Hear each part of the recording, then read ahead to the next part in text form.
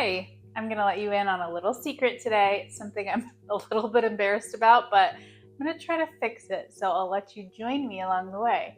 Now, what is that little secret? It is that my freezer looks like this. It's literally stuff falling out. That's how bad it is. It's just packed full. Oh my gosh. Thankfully, I've got this new kitchen gadget to help me get my life and my freezer more organized. It's this INKBIRDPLUS Vacuum Sealer, and I'm super excited about it. Some specific things I love about it are that it can store up to 20 feet of bag material, and it has a built-in cutter so you can cut your bags to any length that you desire. I'll mostly be using it to preserve meat, but it can also be used to preserve seafood, fruits, vegetables, nuts, and bread. You'll see that I use it repeatedly in this video with no problem, and that's because it's equipped with an overheating protection system so it can be used up to 200 times continuously in dry mode or 50 times in moist mode. The size is great for saving space on my counter and for storage.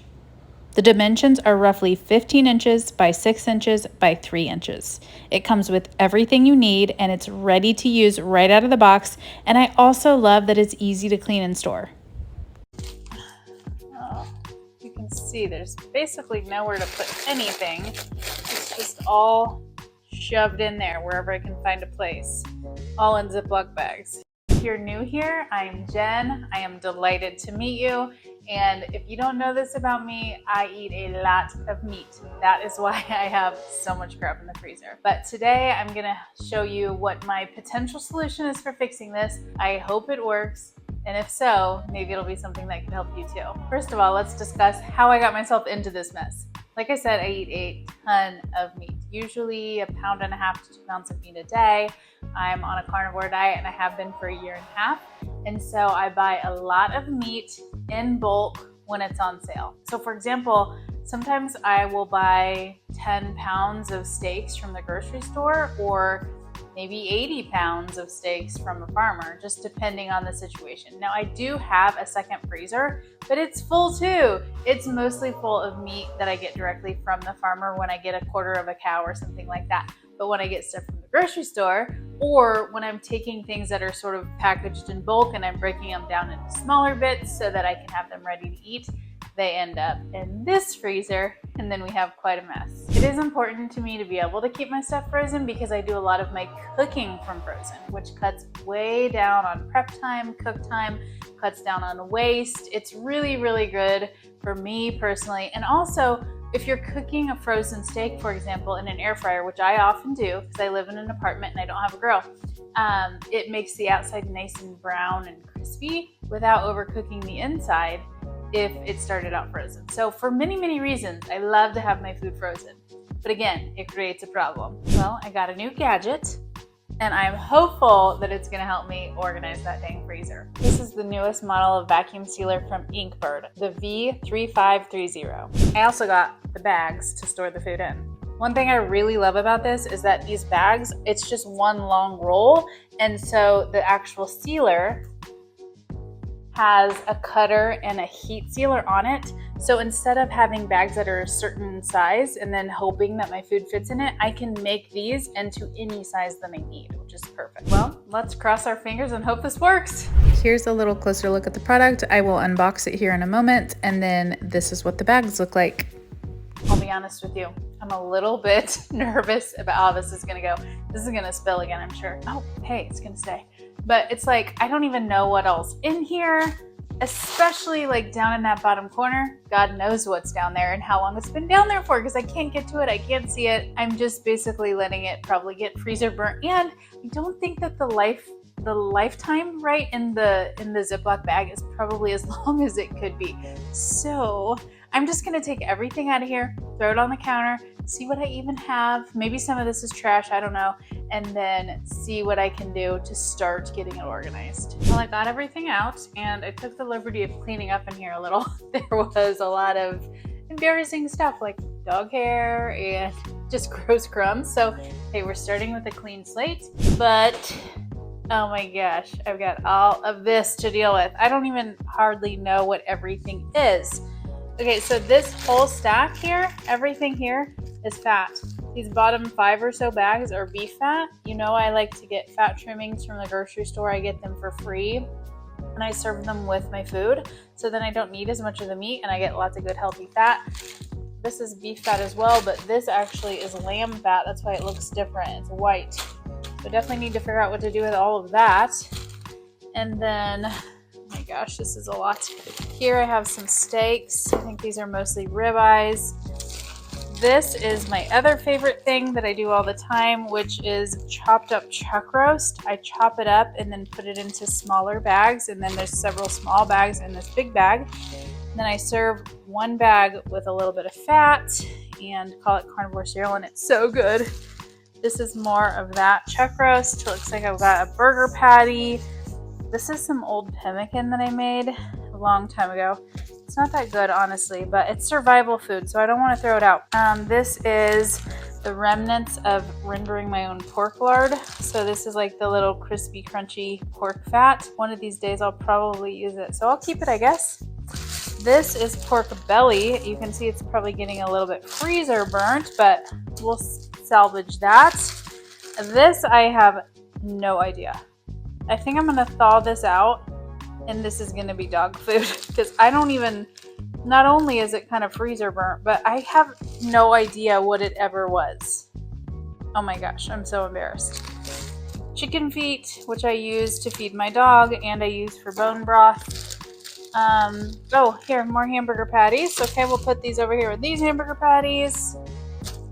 Eggshells, just a few I have saved because I save my eggshells to make eggshell powder.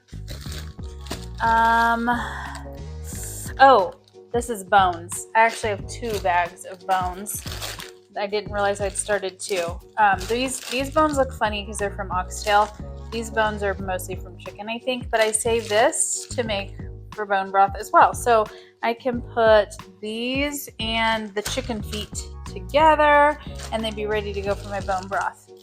Looks like some old pork chops that have seen better days. They're pretty freezer burnt, but I don't think they're beyond repair. They just need to be stored better. Oh, more stuff for bone broth. These are beef marrow bones.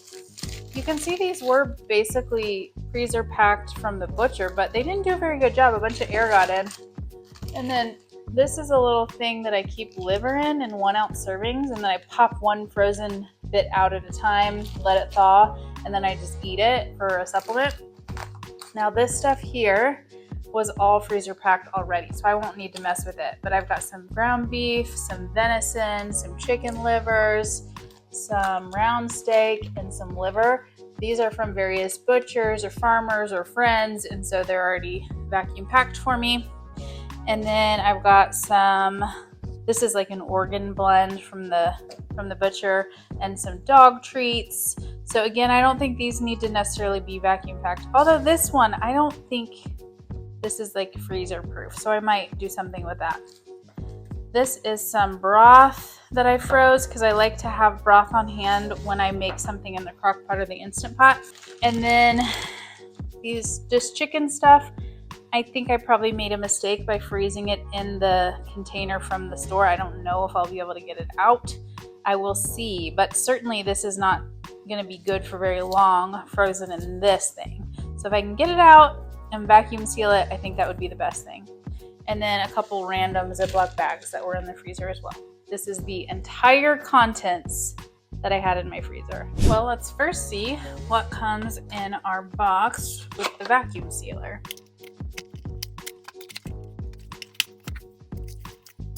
Looks like some sort of hose. I probably don't want to lose that. And then it came with some bags that are pre-cut. Ooh, labels, so I can label the food and then I won't have a mystery if I don't know what it is. Instruction booklet, probably will try not to use this. I don't know about you, but I was born in the 80s and I feel like I don't know how to read instruction manuals. These bags, like I said, are pre-cut. So if I have anything that will fit in here, I'll use these. Otherwise, I will use the ones that I can make them a custom size. And then here is the sealer. It's not a bad size, smaller than my printer. Oh, there's more bags in here, nice. And these ones I can cut custom to what size I need. But I will figure out how to work this thing along with the cord and an extra piece for the sealer, I believe.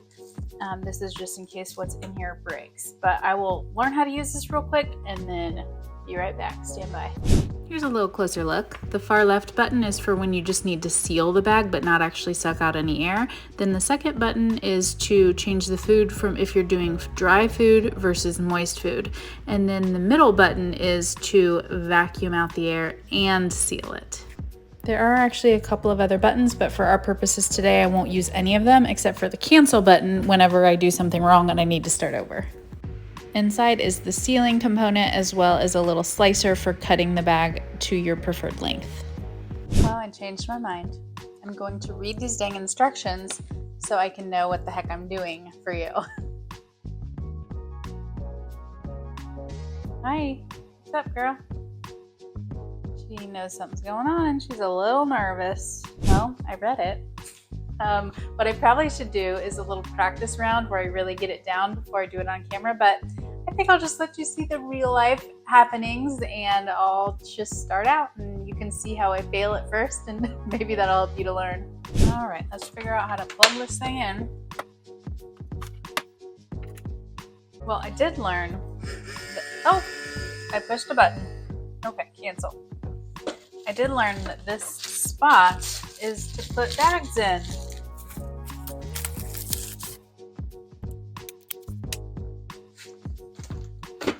This looks more and more like a printer every minute. So I've got two different size bags, these and then these, which are, I don't know, 4 inches shorter. So I'll keep these handy in case I need them. Let's see, I gotta pick out a food to start with. I'm gonna start easy and use these 2 burger patties. So I want about 2 inches on each side of this bag to leave room for the heat sealing. So there's a little built-in cutter here. I'm gonna use that to cut this off.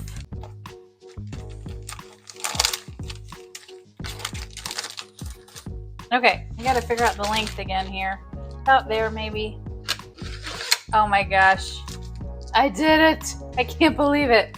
Okay, so now I need to heat seal this. I guess, let's see, where do I actually put it? Okay, I put it up to here. And then I'm gonna close this. You gotta hear a click on both sides. So click, click, and then I'm gonna do seal only. Okay, I guess that's it. Let's see. Okay, it did it. I feel like it didn't need to go in as deeply, but I feel like that's what it said to do, but whatever, it worked. So now we've got the end of our bag.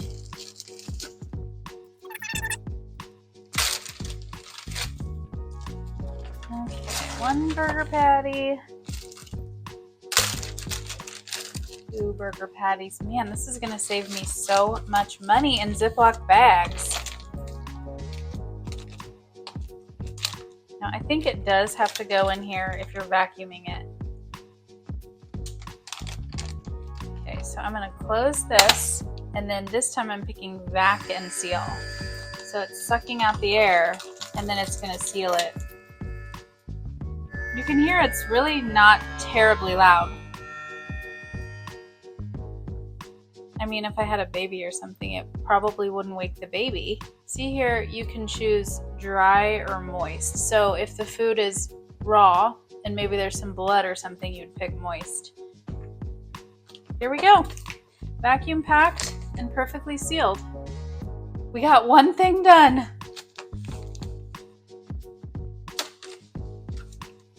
I'm gonna use my smaller bags for the chuck roast because these are just smaller servings. And again, I'm gonna go underneath here instead of over.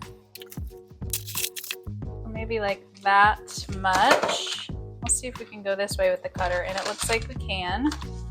So I'm gonna seal it. Oh nice, that wasn't even sealed. This Ziploc bag wasn't. But this will be.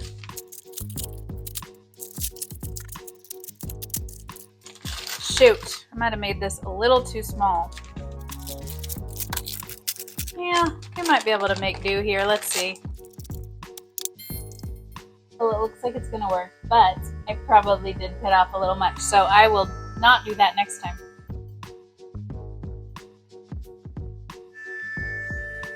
Okay, it's taking a million years, and I think that's because it can't get an actual seal from the air because I made the bag too small. So I'm gonna take this one out, start again with a new bag that fits, and then I bet you it'll work. We'll save this little guy because maybe I can use it for something later. See, now that's a little big. I'm gonna cut some of that off. This is probably not exactly how you're supposed to do it, but I'm gonna call an audible here.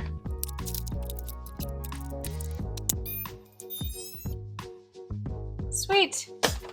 So, turns out it is important that you get the bag to be the right size, and then it works perfectly.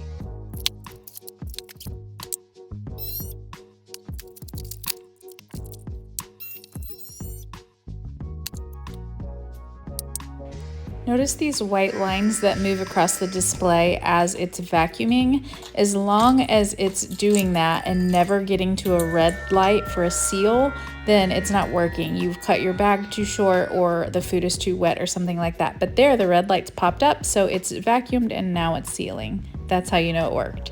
As soon as the lights go off, it's done and you can open it and remove the food.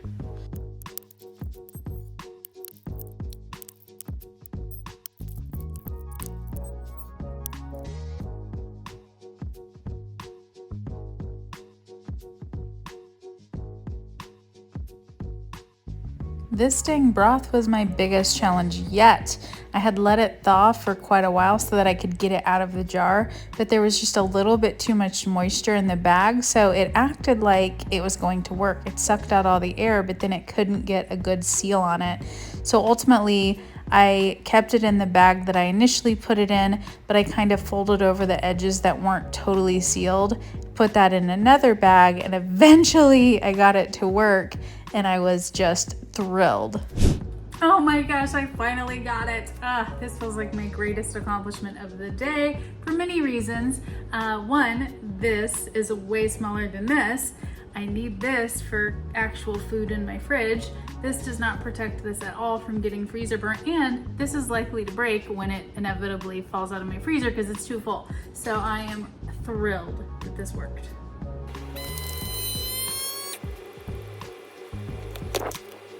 I'm all done. Let's see how we did. Well, laying out like this, it doesn't look a whole lot better, but at least I know what's what. There's all my fat, bones, steaks, burgers, pork chops, chicken feet, a whole bunch of my chopped chuck roast, some random things here, steaks, liver, chicken livers, that kind of thing, and then some chicken and some ground beef and pork belly. All right, are you ready to see the finished product? I think it looks pretty good. So in here, I was able to put all the fat, bones, broth, dog treats, organs, those kinds of things that I use fairly sparingly.